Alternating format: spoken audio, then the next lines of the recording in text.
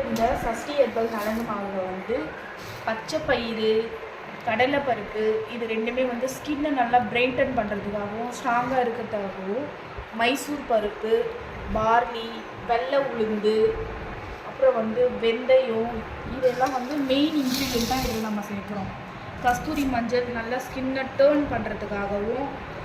வெட்டிவேர் வந்து இதில் நல்லா வாசனை மிகுந்த மணத்தை கொடுக்கறதுக்காகவும், மகிழம்பூ, ஆவாரம்பூ, பன்னீர் ரோஸ், செம்பருத்தி பூ, அப்புறம்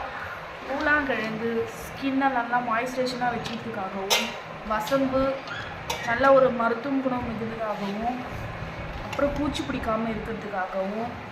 கார்போக அரிசி ஸ்கின்னை நல்லா ஸ்ட்ராங்காக க்ரிப்பாக வைக்கிறதுக்காகவும், பச்சரிசி ஸ்கின்னை நல்லா பிரைட்டன் பண்ணுறதுக்காகவும், ஆவாரம்பூ ஃப்ரெஷ்ஷான ஆவாரம்பூவும் இதில் நம்ம சேர்க்க போகிறோம். இதெல்லாம் சேர்த்து நல்லா அரைச்ச பிறகு லாஸ்ட்டாக வந்து வாசனைக்காகவும் ஸ்கின்னை நல்லா ஸ்கின்னுக்கு ஒரு க்ளோயிங் கொடுக்கறதுக்காக நம்ம சிகப்பு சந்தனமும் இதில் ஆட் பண்ணுறோம்.